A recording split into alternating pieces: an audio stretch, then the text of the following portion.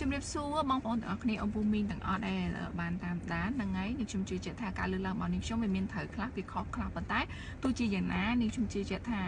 វាក៏អាចជាទុនតូចមួយសម្រាប់បងប្អូនទាំងអស់គ្នាតែតោះជាមួយនឹងវីដេអូមួយនេះខ្ញុំចង់លើកឡើងអំពីរឿងរ៉ាវបងស្រីម្នាក់គាត់បានឆាតមកនឹងខ្ញុំហើយគាត់ប្រាប់ថាគាត់បានរៀបការជាមួយនឹងមនុស្សដែលគាត់ស្រឡាញ់ប៉ុន្តែអ្វីដែលសំខាន់ជាបញ្ហានោះគឺបរិបទដែលគាត់ស្រឡាញ់នោះគឺជាពូម៉ាយ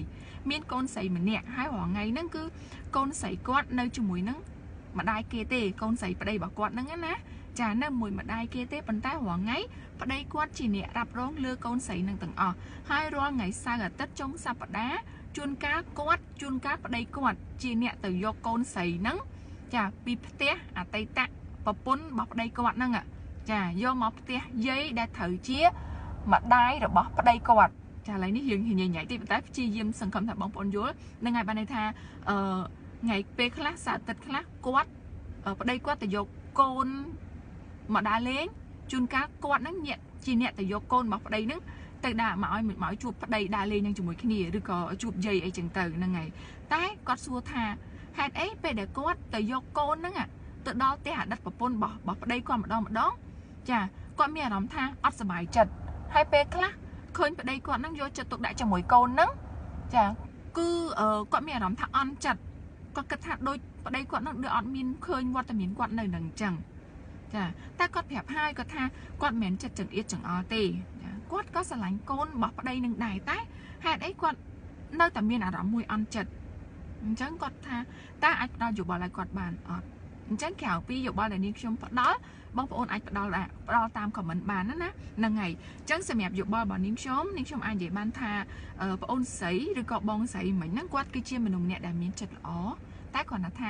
ធម្មតាទេមនុស្សយើងល្អប៉ុណ្ណាក៏ដោយក៏នៅតែមានកូនចិត្តតូចមួយខ្លាចបារម្ភខ្លាចក្តីស្រឡាញ់គឺត្រូវបែងចែកទៅឲ្យកូនគេច្រើនជាងខ្លួនឯងហ្នឹងហើយអញ្ចឹងការកាត់ច្រើនការបារម្ភច្រើនពេកវាអត់ល្អទេបើសិនជាការស្រឡាញ់របស់ឪពុកចំពោះកូន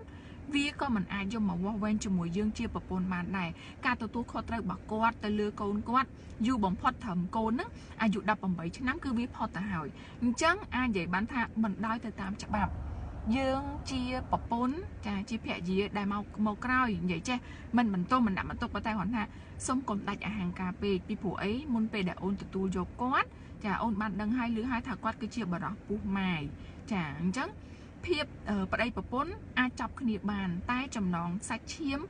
ឪពុកកូនគឺអាចកាត់ផ្ដាច់គ្នាបានទេចាក្រៅពីចងដោយឈាមជ័រគឺពួកគេត្រូវចងដោយច្បាប់ដូចគ្នាដែរអញ្ចឹងរឿងដែលល្អបំផុតគួរតែចំណាយពេលឲ្យគាត់មានពេលជាមួយកូនគាត់ខ្លះក៏ល្អដែរឲ្យគាត់ទទួលខុសត្រូវលើកូនគាត់កុំឲ្យគាត់មានភាពល្អកកជាមួយនឹងកូនដោយសារតែ